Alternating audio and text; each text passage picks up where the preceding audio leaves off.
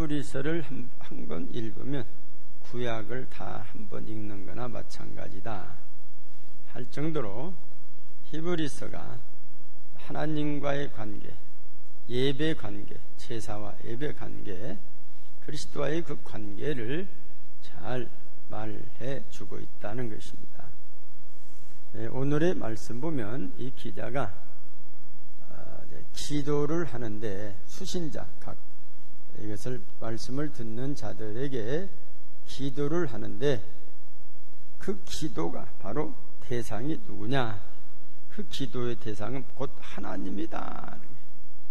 그 당시 기도의 대상들이 많았어요. 우상들, 우상을 섬기는 사람들. 그래서 이 제우스 신이라고 하는 것을 영어로 보면 지저스인데 자기들은 제우스 그렇게. 그래서 그 사람들도 예수라고 하는 이름이 구원자라 하는 그런 어디서 그걸 알게 됐죠. 그래서 자기들은 제우스 신이다. 그런 대상이 우리의 기도 대상이 아니라 우리의 대상은 큰 목자이신 우리 예수님을 살리신 그 하나님이 우리의 기도의 대상자다. 우리의 기도를 그분은 영원토록 살아계셔서 오고는 시대, 모든 시대 속에서도 우리의 기도를 들어주신다 그랬어요. 성경 역사에 보면, 성경을 보면 하나의 큰 인물을 둘로 나눌 수가 있어요. 하나는 기도하지 않는 지도자, 하나는 기도하는 지도자, 그렇게 했어요. 아브라함의 조카 노시라고 하는 사람은 기도하지 않습니다. 그러나 아브라함은 가는 곳마다 하나님께 예배를 드렸어요. 그죠? 또 보면 사울 왕은 기도를 하지 않아요. 그러나 다윗은 크고 작은 일에 기도를 하고 시작을 합니다. 그래서 이 솔로몬도 처음에는 기도하다가 나중에는 기도를 잊어버렸어요. 그래서 그가 타락을 했죠. 야곱은 하나님께 기도를 잘합니다. 그 형 에서는 기도를 하지 않습니다. 이렇게 해서 이 기도하는 사람과 기도하지 않는 사람들도 아주 유명한 사람들이 예서나 무슨 노시나 사울이나 이거 대단한 사람들 아닙니까? 엘리는 기도를 하는데 사무엘은 기도를 합니다. 그래서 우리가 기도하는 사람, 기도하지 않는 사람, 예수님은 무슨 일을 하시든지 기도를 먼저 하고 시작. 새벽에 기도하세요. 하루를 시작하기 전에 새벽에 아직 새벽 미명에 가까운 데 나가셔서 기도하고 시작하는 모습을 봅니다. 우리는 지금은 참 행복하죠. 옛날에는 이 지붕이 없는 데서 냇가에 가나 산중에서 기도한, 지금은 성전 안에서 하니까 비가 와도 비도 안 맞고 눈이 와도 또 오니까 또 난로도 딱 떼어서 뜨뜻하고 너무 더우면 에어컨도 틀어주고 이렇게 기도하기 좋을 시대가 별로 없었어요. 그동안 우리 교회가 제가 처음 왔을 때도 새벽 기도 때는 난로를 안 폈어요. 얼마나 춥습니까? 영하 15도 20도. 왜 난로를 안 피냐? 그 난로 피려면 시간이 오래 걸려. 톱밥 난로, 무슨 갈탄 난로. 그냥 난로 없이 두툼하게 있고 이렇게 기도를 했어요. 근데 그리고 이제 지금은 그냥 오면 요즘은 가도 안 해요. 리모컨으로 탁 틀으면 난로가 나와. 얼마나 이게 하나님 축복하셨습니까? 또 여름에는 리모컨을 딱 누르면 시원한 바람이 나와. 그렇게 우리는 축복 가운데 살아가고 있다. 얼마나 감사한 일. 그러면 히브리 기자가 기도하면서 도대체 하나님은 어떤 하나님이냐? 그가 말하기를 평강의 하나님이다. 이렇게 전합니다. 평강의 하나님. 하나님은 평화의 하나님, 평강의 하나님이다. 예수님은 나실 때부터 천군 천사들이 노래하기를 지극히 높으신 곳에는, 누가복음 2장 14절을 보면은 지극히 높은 곳에는 하나님께 영광이요, 땅에서는 하나님이 기뻐하시는 사람들 중에 평화로다. 영광과 평화를 천군 천사가 노래를 불렀다. 예수님은 바로 평화의 왕이라고 한 것입니다. 그분이 종려 나무 가지를 흔드는 그 군중들이 뭐갑니까? 호산나 호산나 다윗의 자손. 그러면서 그분 평화의 왕으로 오시는 주님을 찬양하게 된 모습을 보게 됩니다. 오늘의 말씀도 역시 평강의 하나님이 저희 평화의 하나님이라는 말입니다. 평화는 하나님의 본질이며 하나님의 선물입니다. 하나님이 주시는 선물이 무엇입니까? 평화입니다. 예수 그리스도 안에서 하나님이 하신 일이 무엇입니까? 에베소서 2장 14절 이하 말씀 보면 그는 우리와 합평이신지라 둘로 하나를 만드사 원수된 것 곧 중간에 막힌 담을 자기 육체로 허시고 그랬어요. 둘을 16절 보면 십자가로 이 둘을 한 몸으로 하나님과 화목하게 하였다. 요즘 우리나라는 기적같이 찾아온 평화의 길을 걷고 있는 듯 합니다. 문재인 대통령이 지난 4월 12일 날 여기에 대해서 기자들에게 한 말이 있어요. 한반도의 완전한 비핵화와 항구적인 평화 구축, 그리고 남북관계 지속 가능한 발전의 길로 나아갈 수 있는 두 번 다시 오기 힘든 기회가 될 것이라며 반드시 이 기회를 살려내야 한다고 거듭 밝혔습니다. 문 대통령은 또 남북 간 합의만으로는 남북 관계를 풀 수 없고 북한과 미국 간의 비핵화 합의가 이행되어야 남북 관계를 풀 수 있게 된다면서 우리는 반드시 남북 정상회담을 성공시켜 북미 정상회담이 성공까지 이끌어내야 한다는데 그 어느 것도 쉬운 과제가 아니라고 말하고 있습니다. 문 대통령은 특히 우리에게는 두 차례 남북 정상회담의 경험과 7.4 남북 공동성명, 남북 기본 합의서, 6.15 공동선언, 14 정상선언이라는 소중한 남북 합의의 성과들이 있다며 이번 남북 정상회담도 그런 경험과 성과들이 있었기에 추진할 수가 있었다고 강조했습니다. 문 대통령은 이어 지금 우리에게 부여된 시대적 소임은 평화와 번영의 한반도를 만들어 다음 세대에게 물려주는 것이라고 한다면서 국민의 마음과 역량을 하나로 모아 이번 정상회담을 통해 그 소임을 다할 수 있기를 기대한다고 역설했습니다. 그동안 대통령들의 입의 반론 소리로 항상 평화, 남북 통일을 말하지 않은 대통령은 하나도 없습니다. 그런데 그들은 다 그 합의서를 다 깨버리고 심지어 자기의 정권 유지를 위해서 남북 관계를 이용했던 그런 권력자들이 있었음을 우리가 알 수가 있습니다. 이번 기회를 통해서 진정으로 남북 간이 평화를 이룰 수 있다면 역대 대통령 중에서 우리 문 대통령은 길이 남을 수 있는 존경받는 대통령이 될 것임이 틀림이 없습니다. 우리가 평화를 그리워하는 것은 평화가 곧 그리스도의 정신이기 때문입니다. 그리스도는 우리의 평화이십니다. 그리스도는 유대인과 이방인을 하나로 만드셨습니다. 유대인과 이방인 사이에 있는 담을 허무셨습니다. 그 목적이 무엇입니까?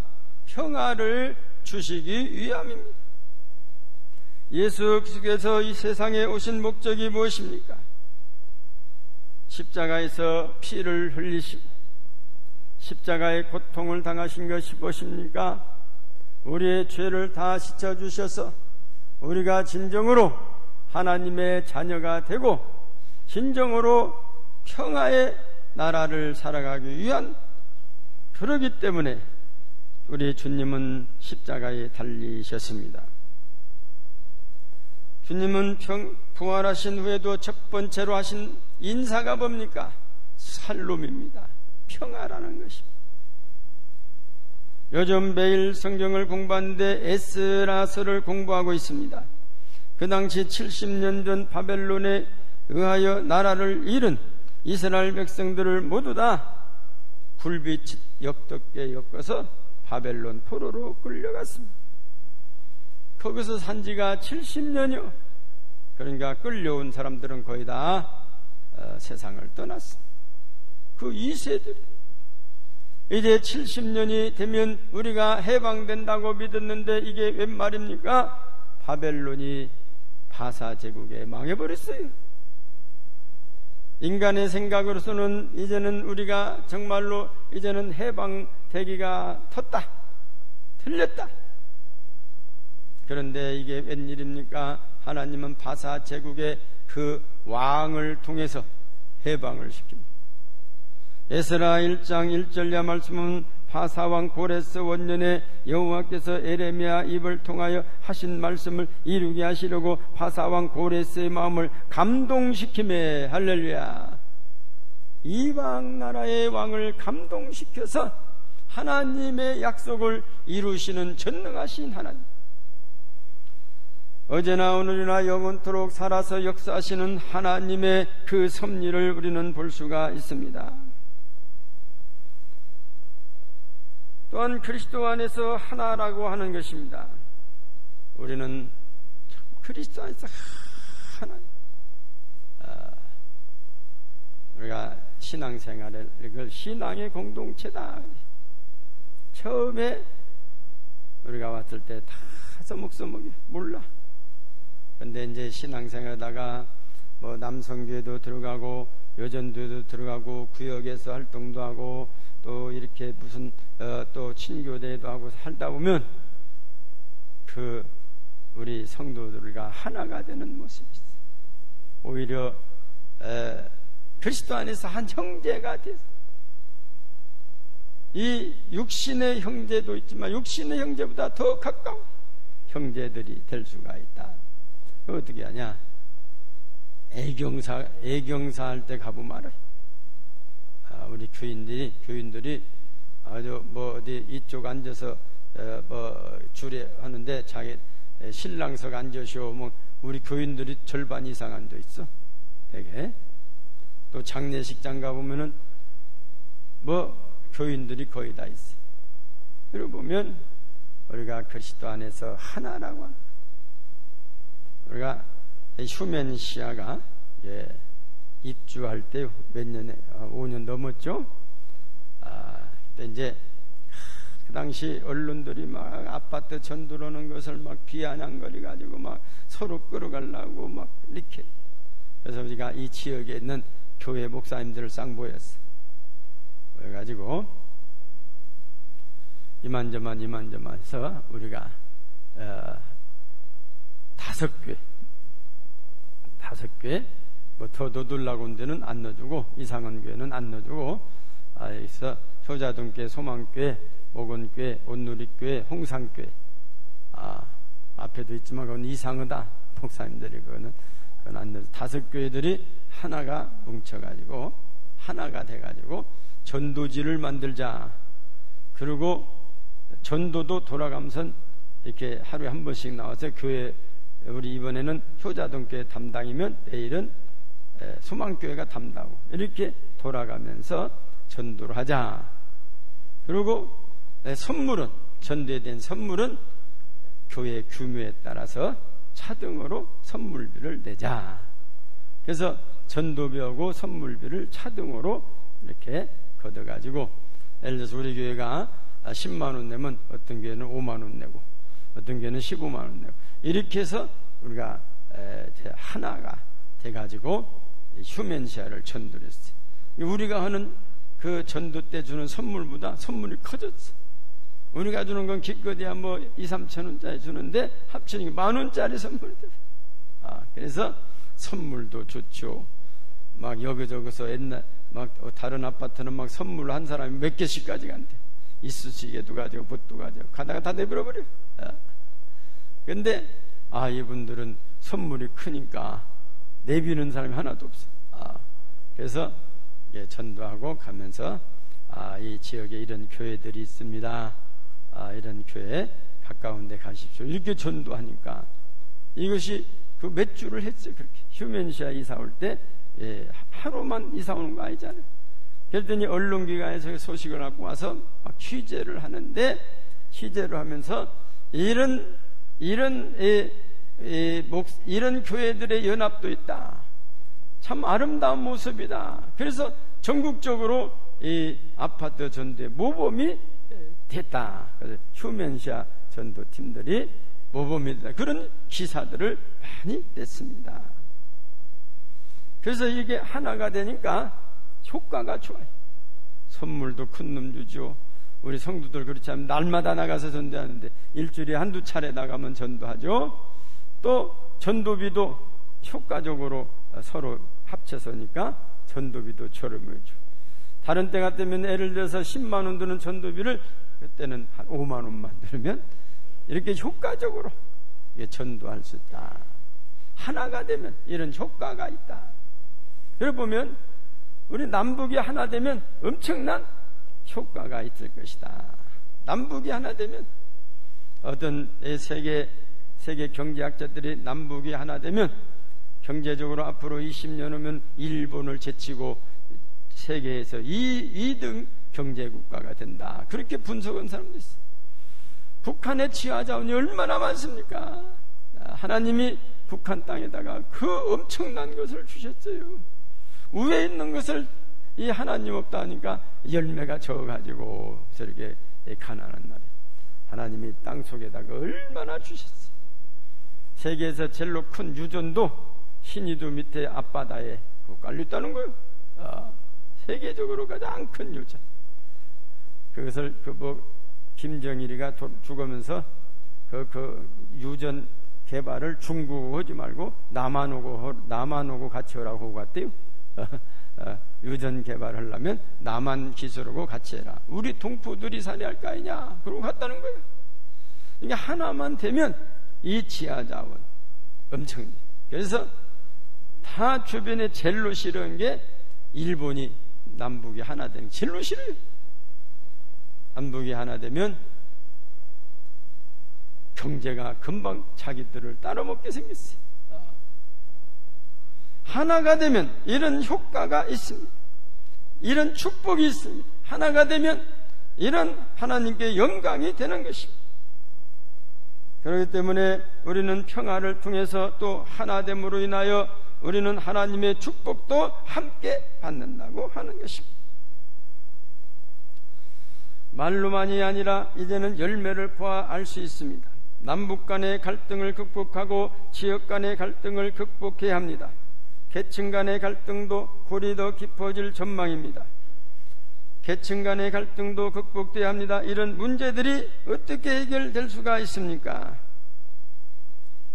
정치인이 해결하는 것이, 대통령이 해결하는 것이 아니에요.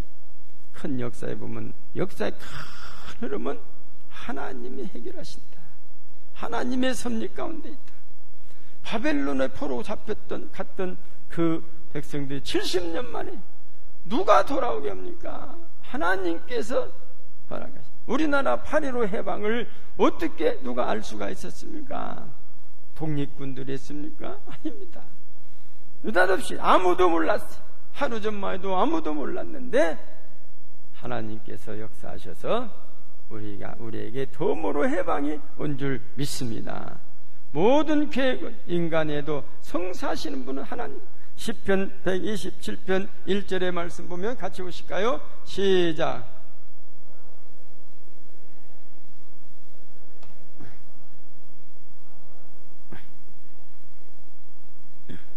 네. 여호와께서 해야만이 성사가 된다. 또한 우리는 평화의 도구로 부름을 받았습니다. 성 프란시스의 평화의 도구의 기도가 있습니다. 성 프란시스가 이 평화의 도구라는 기도를 하기 전에 그 전날 꿈을 꿨어요. 꿈을 꿨는데 실질적으로 꿈이라기보다도 실질적으로 꿈 같기도 하고 현실 같기도 하고 현실이에요. 현실. 근데 자고 나보니까 아무도 없어. 이게 꿈인가 현실인가 프란시스가 그랬다는 거예요. 어느 날 문을 두드려서 나갔더니 나병 환자가 왔어요. 나병 환자가 와서 선생님 배가 고파 죽겠으니 밥 한 그릇 주세요. 그게 이게 두루라고 해서 밥을 이렇게 줬어요. 그랬더니 또 밤이 깊어져 가는데 잠잘 자리가 없다고 잠을 좀 재워둘라 해서 잠을 잴 곳이 자기 방에 옆에서 잠을 자라고 있대.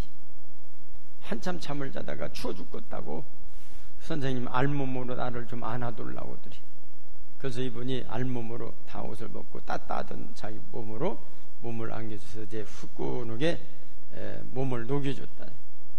그러고 잠이 들었어요. 잠이 들었는데 아침에 일어나 보니까 그 사람이 없어. 간 곳이 어느 흔적조차도 없어. 그래서 프란시스가 어제 주님이 찾아오셨구나. 주님이 찾아오셨구나. 그래서 주님이 찾아오신 것을 그래서 그는 너무 감사해서 기도를 했습니다. 자신과 같이 비천한 사람을 찾아와 주셨던 하나님께 감사 기도를 올렸는데 이 기도가 바로 유명한 성 프란시스코의 평화의 기도문입니다. 주님, 저를 당신의 도구로서 주소서.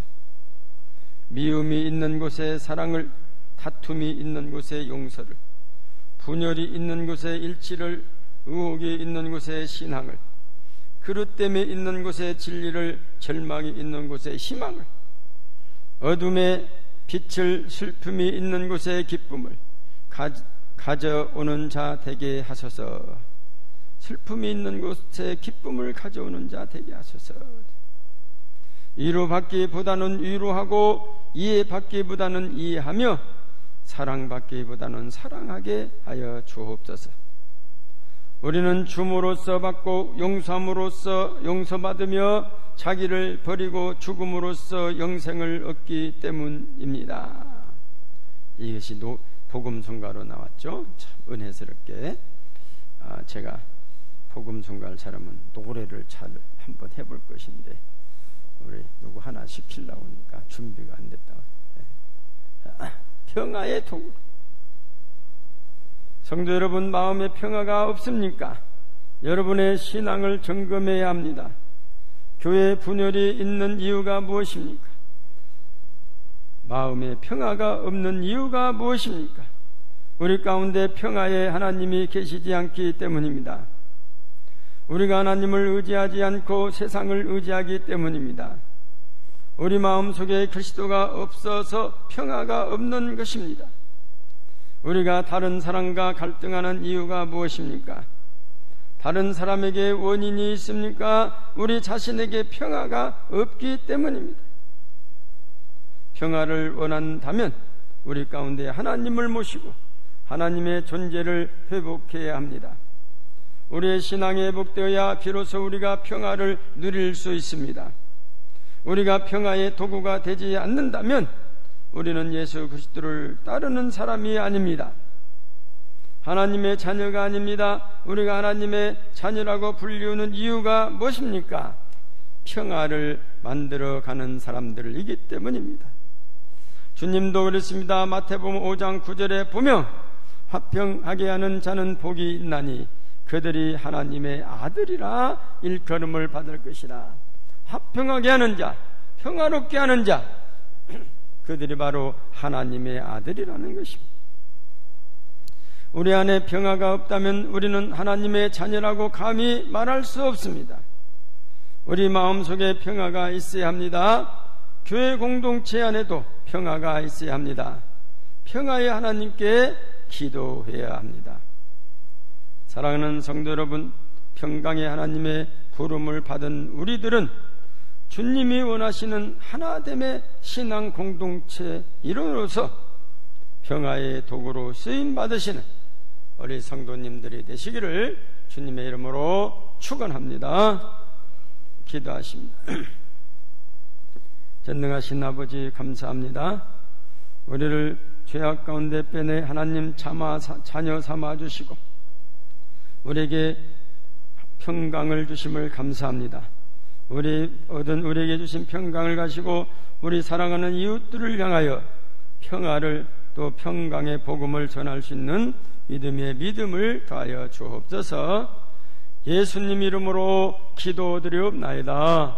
아멘. 우리 다 일어나셔서 찬송가 412장